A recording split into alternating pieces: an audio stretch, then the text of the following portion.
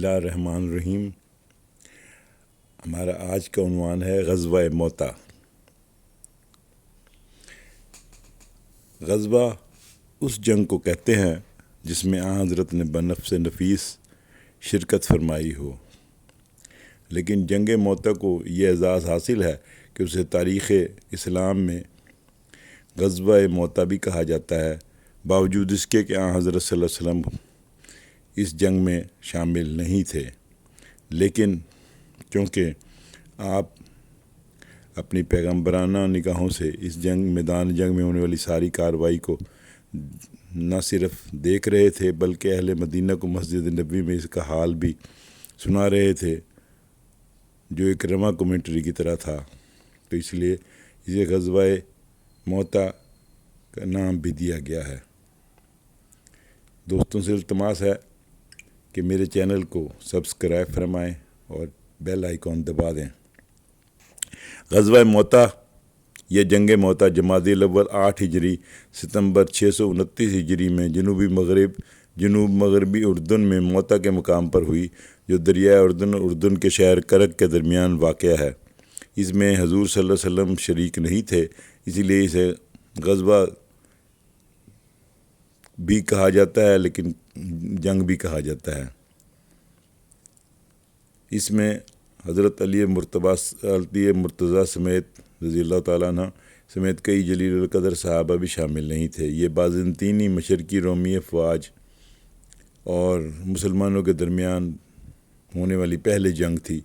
بازنطینی افواج میں نصف عرب مسیحی بھی شامل تھے، جن کا تعلق اردن و بلاد شام سے تھا۔ جنگ کسی واضح نتیجے کے بغیر ختم ہوئی اور طرفین آج کے مسلمان اور مغربی دنیا سے اپنی فتح سمجھتے ہیں۔ پس منظر: صلح حدیبیہ کے بعد مسلمانوں اور قریش کے درمیان کچھ وقت کے لیے جنگ رک گئی تھی۔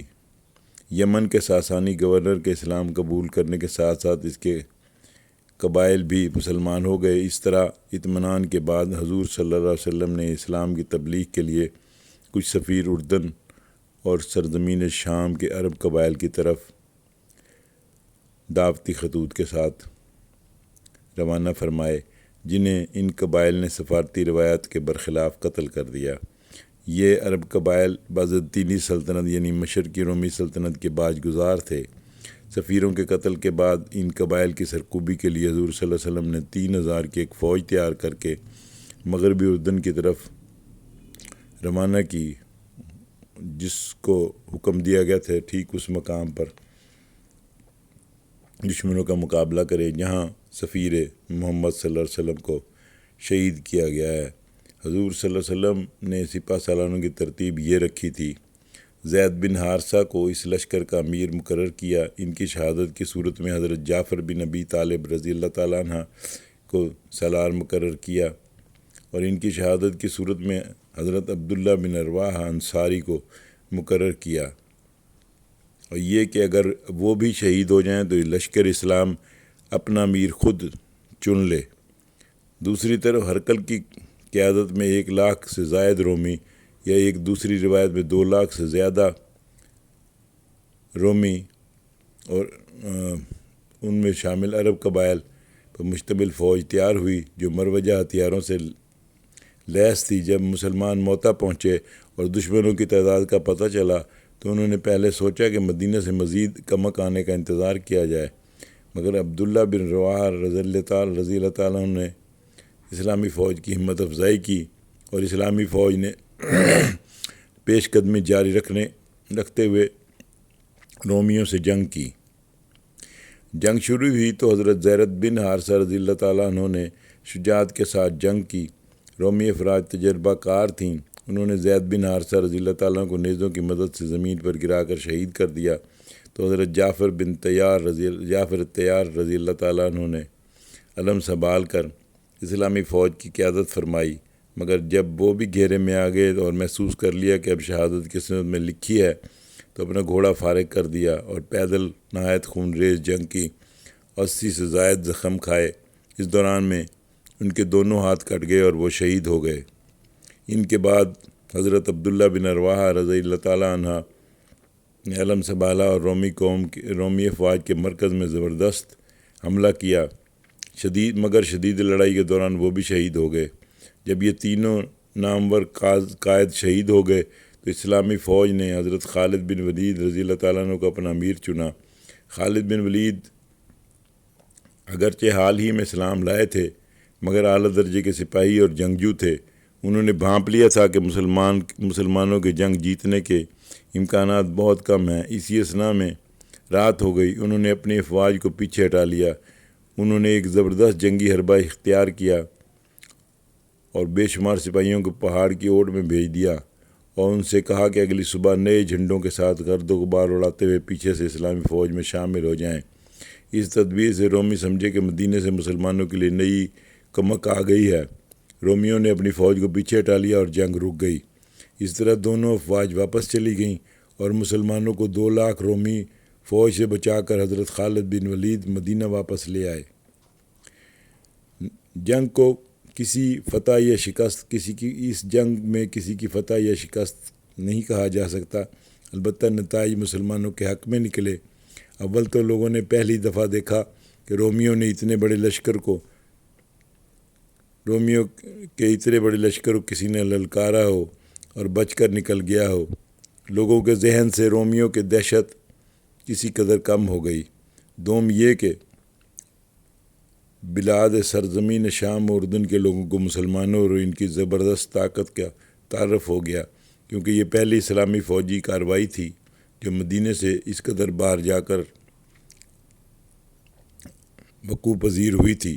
اس علاقے کے لوگوں کے لیے مسلمانوں کا جذبہ شہادت ایک بالکل نئی چیز تھی، اور ایک فائدہ یہ ہوا کہ مشرکین مکہ نے مسلمانوں کو کمزور سمجھنا شروع کر کے ایسے اقدام کیے جو صلح حدیبیہ کے خلاف تھے۔ اس سے صلح حدیبیہ مشرکین کی طرف سے ٹوٹ گئی اور مسلمانوں نے اس کے بعد مکے کو بھی فتح کر لیا۔ مسلمان چونکہ اس جنگ میں واضح طور پر نہ جیت سکے تھے، اس لیے مکہ کے مشرک قریش نے مسلمانوں کو کمزور سمجھا اور صلح حدیبیہ کی پرواہ نہ کرتے ہوئے قبیلہ بنی خزاعہ کے کچھ لوگوں کو شہید کر دیا۔ یہ صلح حدیبیہ کا اختتام تھا، کیونکہ قبیلہ بنی خزاعہ کے ساتھ مسلمانوں کے معاہدے تھے اور قریش صلح حدیبیہ کے روح سے ان سے جنگ و قتال نہیں کر سکتے تھے۔ ابو سفیان نے بھانپ لیا تھا کہ اب ان کی خیر نہیں اور مسلمان اس کا بدلہ ضرور لیں گے۔ اس نے مدینہ کا دورہ بھی کیا تاکہ صلح حدیبیہ کی تجدید کی جا سکے، مگر حضور صلی اللہ علیہ وسلم نے کوئی جواب نہ دیا اور ابو سفیان غصے کی حالت میں مکہ واپس چلا آیا۔ قتل شدہ افراد کے قبیلے نے مسلمانوں سے فریاد کی اور اس کے بعد حضرت محمد صلی اللہ علیہ وسلم نے مکہ فتح کرنے کا فیصلہ فرمایا اور ندیتاً رمضان 8 ہجری میں مکہ فتح ہو گیا۔ یاد رہے کہ اس مٹھی بھر لشکر کو موتا کی طرف جانے کے لیے جناب رحمت عالم صلی اللہ علیہ وسلم خود سنیت الوداع تک تشریف لے گئے اور لشکر کے سپہ سالار کو حکم دیا تھا کہ تم ہمارے قاصد حارث بن عمیر رضی اللہ تعالیٰ عنہ کی شہادت گاہ میں جاؤ گے۔ پہلے وہاں کے کفار کو اسلام کی دعوت دینا، اگر وہ لوگ اسلام قبول کر لیں تو بہتر، ورنہ تم اللہ کریم کی مدد طلب کرتے ہوئے ان سے جہاد کرو۔ رسول کریم صلی اللہ علیہ وسلم کے اس اقدام نے رہتی دنیا تک کے لیے سفیر اور قاصد کے منصب کی حفاظت فرما دی۔ اللہ کریم نے رسول مکرم صلی اللہ علیہ وسلم کو ہر وصف میں کامل اور اکمل بنایا تھا۔ انہی اوصاف میں سے ایک نظام حکومت چلانا اور قوانین وضع کرنا بھی شامل ہے۔ ایک سفیر کے شہید کیے جانے پر دنیا کی ظاہری سپر پاور کے ساتھ ٹکرانا اس بات کا درس تھا کہ بہادری اور دلیری تعداد سے زیادہ نہیں، نظریات و عقائد اور قوانین سے ہوتی ہے۔ سپہ سالار رسول حضرت زید بن حارثہ رضی اللہ تعالیٰ عنہ نے لڑائی شروع ہونے سے پہلے کفار اسلام کو حضور کے حکم کے مطابق اسلام کی دعوت دی تھی، مگر انہوں نے دعوت نہ قبول کرتے ہوئے جارحانہ حملہ شروع کر دیا تھا۔ یہ منظر دیکھ کر آپ رضی اللہ تعالیٰ عنہ گھوڑے سے اتر کر میدان جنگ میں کود پڑے۔ ان کی دیکھا دیکھی مسلمانوں نے بھی نہایت جوش و خروش کے ساتھ لڑنا شروع کر دیا تھا۔ رومیوں نے آپ حضرت زید بن حارثہ پر نیزوں اور برچیوں کی برسات کر دی۔ آپ رضی اللہ تعالیٰ عنہ جواں مردی سے لڑتے ہوئے شہید ہو گئے تھے۔ حضرت زید بن حارثہ کے بعد حضرت جعفر بن طیار رضی اللہ تعالیٰ نے پرچم تھاما تو شیطان نے آپ کے دل میں موت سے نفرت اور زندہ رہنے کی محبت بڑھانے کی کوشش کی تھی، مگر آپ نے فرمایا تھا کہ مومنین کے دلوں میں ایمان پختہ ہونے کا وقت تو اب ہے اور تو مجھے دنیا کے لالچ دے رہا ہے۔ یہ کہہ کر آپ دشمنوں پہ ٹوٹ پڑے تھے، پھر جذبہ شہادت سے سرشار ہو کر گھوڑے سے نیچے اترے اور آگے بڑھ کر مردانہ وار مقابلہ کرنے لگے۔ ایک رومی شخص نے آگے بڑھ کر آپ کے بازو میں ایسا وار کیا کہ بازو جسم سے جدا ہو کر ایک طرف گر گیا۔ آپ نے جھنڈا دوسرے ہاتھ سے تھام لیا، اس نے دوسرے بازو پر بھی وار کر کے اس سے بھی جسم سے جدا کر دیا تو آپ نے پرچم اپنی گود میں لے کر کٹے ہوئے بازوؤں سے اسے تھامے رکھا اور یوں آپ نے 33 سال کی جوان عمر میں جام شہادت نوش فرمایا۔ آپ کے جسم مبارک کے ہر حصے پر بہت سارے زخموں کے نشان تھے اور 80 سے زیادہ نشان آپ کے جسم مبارک پر پائے گئے۔